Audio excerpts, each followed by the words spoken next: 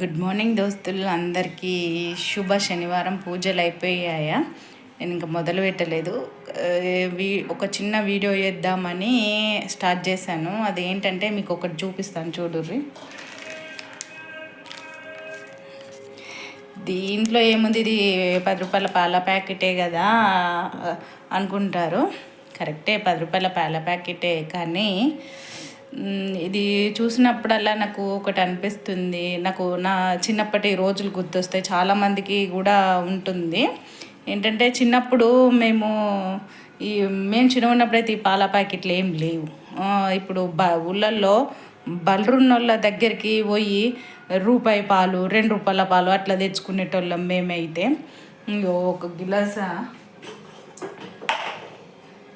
ఇది చూడురిగా, ఇంత గిలాసాల సగం రూపాయి పాలు. నేనైతే పొద్దుగాల లేచి ఆకిలి నూకి సాన్పు జల్లి మంచిగా ఇండ్లు నూకి బోల్దోమి అప్పుడు ఈ గిలాస పట్టుకొని పోయేదాన్ని రూపాయి పాలకు. ఆ రూపాయి పాలు తెచ్చుకొని శేకపొట్టు తెచ్చి పొయ్యి అంటూ పెట్టి కట్టెల పొయ్యి మీద శేకపొట్టు పెట్టి చాయ్ పెట్టుకొని ఒక గంట పండ్ల పొడి డబ్బు ఉండేది అప్పుడు.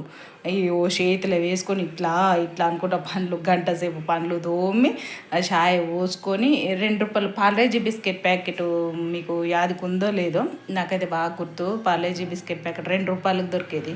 అది నాకో 2 రూపాయలు, మా అన్నకో 2 రూపాయలు ఇచ్చేది మా అమ్మ. ఆ రోజు పొద్దుగాల ఆ 2 రూపాయల బిస్కెట్ ప్యాకెట్ తెచ్చుకొని చాయ్లో ముంచుకొని తిని ఆ చాయ్ తాగి అప్పుడు తానాలు చేసి జడలేదు జుట్టు మా అమ్మ రెబ్బండ్లు ఎత్తి అవి వేసుకొని మంచిగా పొద్దుగాల పోయేటోళ్ళం స్కూల్కు. అంతే కదా దోస్తులు. ఇప్పుడు ఆ పాలు పెరుగు అంటే ఇప్పుడు 10 రూపాయలు పెడితే పెరుగు, 35 రూపాయలు పెడితే పెద్ద పెరుగు వస్తుంది.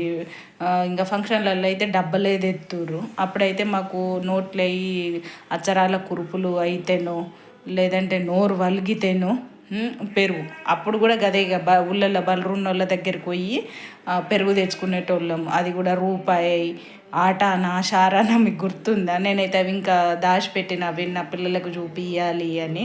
అట్లాంటివి ఇప్పుడు అవన్నీ గుర్తుకొస్తుంటే చాలా బాధ అనిపిస్తుంది. ఎందుకంటే అవి ఆ రోజులు మంచిగా ఉండేవి, చాలా బాగుండేవి. స్వచ్ఛంగా అన్ని దేంట్లోనూ కల్తీ లేదు. అన్ని కట్టెల పొయ్యి మీద వండుకునే వాళ్ళం. నా ఇంటర్ వరకు కూడా మేము కట్టెల పొయ్యి మీదనే వండుకున్నాం చెప్పాలంటే. నిజంగా పెరుగు అప్పుడైతే మాకు బంగారం. వాళ్ళ ఇండ్లలో ఉంటే వాళ్ళ ఇండ్లలోకి పోయి రూపాయిదో ఆటానదో 2 రూపాయలదో అట్లా తెచ్చుకునేటోళ్ళం. ఇట్లా ఎవరు పాలు తెచ్చుకున్న పెరుగు తెచ్చుకున్నారు ఇట్లా ఇవన్నీ గుర్తుకొచ్చిన వాళ్ళు ఎవరో నాకు కామెంట్